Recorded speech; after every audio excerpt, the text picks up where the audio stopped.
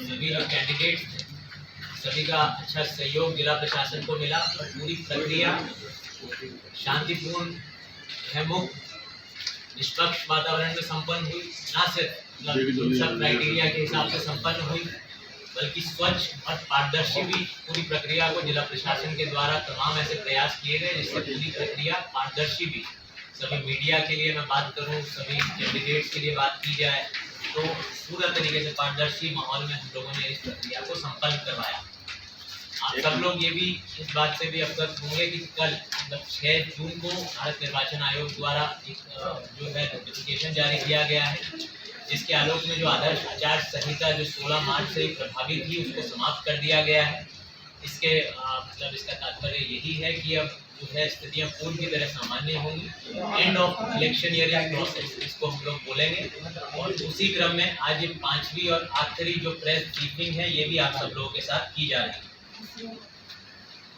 तमाम तरह की जो जानकारी थी जो इस क्रम में जिला प्रशासन के द्वारा की गई वो समय समय पर आप लोगों के साथ में साझा करता रहा हूँ। एक मुख्य उपलब्धि जो पूरी चुनाव की प्रक्रिया की रही वो यही था कि इतना प्रतिकूल मौसम हमारे मतलब था और जो है स्थितियाँ सामान्य नहीं थी, गर्मी भी अत्यधिक थी। फिर भी जो वोटिंग प्रतिशत है जब वर्ष 2019 से हम लोग कंपेयर करते हैं पूरा जो है संसदीय निर्वाचन क्षेत्र का तो वो 53.83% से बढ़कर 55.39% हुई। और उसमें भी आज जो है एक बहुत अच्छी या खुशी की बात ये रही कि जो महिलाओं का वोटिंग प्रतिशत था वो लगभग जो 51% था उससे बढ़कर वो भी लगभग 55% पहुँचा, 54.89%। डिटेल भी आप लोगों को दे दी गई है। तो ये काफ़ी सुखद अनुभव रहा। और जो मेल और फीमेल मतलब जो पुरुषों का वोटिंग प्रतिशत था वो 55% से कुछ अधिक था 2019 में और महिलाओं का जो वोटिंग प्रतिशत था वो लगभग 51%। तो ये जो 4% का गैप था इस बार के आंकड़े यदि हम लोग देखते हैं तो ये 1% से भी कम हो गया है महिला और पुरुष की वोटिंग प्रतिशत का। तो ये एक बहुत बड़ी उपलब्धि रही। मुझे लगता है इसका काफ़ी श्रेय जो है मीडिया को भी जाना चाहिए। आप लोग निरंतर जिला प्रशासन का जो संदेश था उसको पहुंचाने में जिला प्रशासन के साथ खड़े हुए देखिए एक सकारात्मक पहल के साथ आप लोगों ने भी कार्रवाई करी। और जो हमारा स्वीप कोषांग था बाकी भी अव्यय थे उन्होंने भी अपना अपना काम करा। और विशेष रूप से मतलब मीडिया को मैं इसलिए भी धन्यवाद देना चाहूँगा क्योंकि ये मीडिया का एक सुझाव था और बात सही भी थी कि जिला प्रशासन के द्वारा जो स्वीप के कार्यक्रम किए जाते हैं अक्सर देखा जाता था कि प्रखंड मुख्यालय, अनुमंडल मुख्यालय, जिला मुख्यालय में किए जाते हैं। तो मीडिया के द्वारा सुझाव था कि सर इसमें दूर सुदूर क्षेत्रों में भी स्वीप के अंतर्गत कार्यक्रम किए जाने चाहिए। और उसी के सुझाव के आलोक में आप सब लोगों ने देखा भी कि जिला प्रशासन ने इसको जो है संज्ञान में लिया।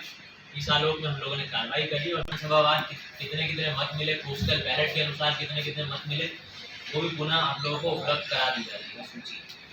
इसके अतिरिक्त ये बात मैं आप लोगों के साथ साझा करना चाहूँगा कि कॉन्फिडेंस बिल्डिंग मेजर जैसे तो आप लोगों को समय समय पर जानकारी जिला प्रशासन दे देता था फिर भी काफ़ी सारी ऐसी गतिविधियाँ थी जो कि बैक एंड में जिला प्रशासन के स्तर से की जा रही थी और जिसका मतलब जो है सफल क्रियान्वयन हो ये हम लोग लगातार अनुश्रवण करते थे। खुद भी हम लोग फील्ड में जाते थे और उसी का परिणाम है कि हम लोग मानते हैं कि शांतिपूर्ण और स्वच्छ वातावरण में निर्वाचन संपन्न हो।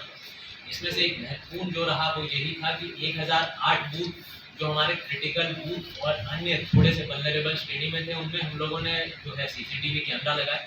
और आप लोगों ने भी देखा कि मतदान के दिन मैं खुद भी उन कैमरों के माध्यम से उन बूथ पर निरंतर निगरानी रख रहा था। और ये एक अच्छा कारण रहा। हमारी जो पोलिंग पार्टी थी वहाँ पर जो पोलिंग एजेंट थे, जो मतदाता थे, काफ़ी लोगों को ये बात पता थी कि वहाँ पर क्योंकि CCTV कैमरे लगे हैं तो उनका अपना कंडक्ट जो भारत निर्वाचन आयोग के दिशा निर्देश है उसके आलोक में करना है। और बहुत अच्छे और सकारात्मक परिणाम इस चीज़ को देखने को मिले। जो भी हमारे क्रिटिकल बूथ थे कुल 647 उन पर केंद्रीय मतलब सेंट्रल पैरामिलिट्री फोर्सेस के बल हम लोगों ने प्रतिनियुक्त किया। 1-4 का बल सभी क्रिटिकल मतदान केंद्र पर था। इसके अतिरिक्त जो धारा 144 प्रभावी की गई 16 मार्च से ही उसका भी आप लोगों के मीडिया के बंधुओं के द्वारा पर्याप्त प्रचार प्रसार किया। उसका परिणाम भी हम लोगों ने देखा कि लोग अपने आप में काफ़ी जो है संवेदनशील थे, सेंसिटिव थे। उनको सभी प्रकार की जानकारी थी कि जो है आम निर्वाचन के क्रम में जिला प्रशासन क्या कर रहा है। और जहाँ जहाँ भी उसका उल्लंघन हुआ उसके आलोक में जिला प्रशासन के द्वारा कठोर कार्रवाई भी की गई। इसके अतिरिक्त जो भी हमारे सेक्टर पदाधिकारी थे, सहायक निर्वाची पदाधिकारी थे, AERO थे, उन सब के द्वारा निरंतर पूरी प्रक्रिया के दौरान खुद भी भ्रमणशील रहा गया और जो भी उनके अधीनस्थ कर्मी थे उनके साथ भी निरंतर बैठकें की गई।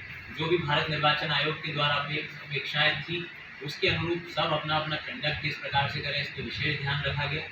इसके अलावा जो प्रशिक्षण कोषांग था उसको जो है काफ़ी गहनता से चलाया गया और मुझे लगता है कि हर चरण में 1300 बूथ थे, हर पोलिंग पार्टी में 4 सदस्य, तो 5200 यही हो गए, 20-25% रिजर्व होता है। तो 3 चरणों में लगभग 7 से 8 हज़ार जो है हमारे पोलिंग पार्टी में जो कर्मी थे उनको प्रशिक्षण दिया। आप लोग समझ सकते हैं कि 6-7 कोई छोटा काम नहीं है और जो भी आयोग के निर्देश थे उसके आलोक में 3 चरणों में विधिवत इसका पूरा जो है प्लानिंग करी गई और इसको फिर जो है एग्जीक्यूट किया गया और ये काफ़ी एक महत्वपूर्ण रहा, जिससे सब हमारे पोलिंग पार्टी के जो कर्मी थे, पदाधिकारी थे, वो अपने दायित्व के प्रति काफ़ी गंभीर थे।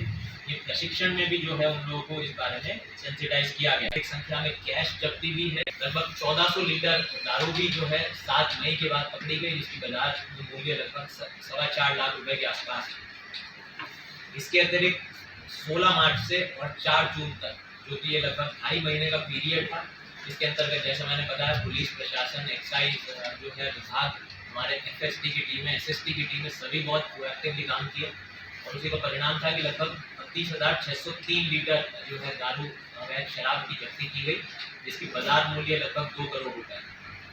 मुझे लगता है कि ये सब जो गतिविधियाँ की गई उन्होंने बहुत हद तक जो है अपना रोल निभाया, जिससे आम नागरिक जो है बहुत सजग हुए निर्वाचन की प्रक्रिया के बारे में, निर्वाचन से जुड़ी चीज़ों की संवेदनशीलता के बारे में और अंततः ये कारण बना जिससे हम लोगों के पूरे जिले में, पूरे संसदीय क्षेत्र में शांतिपूर्ण मतदान संपन्न हुआ।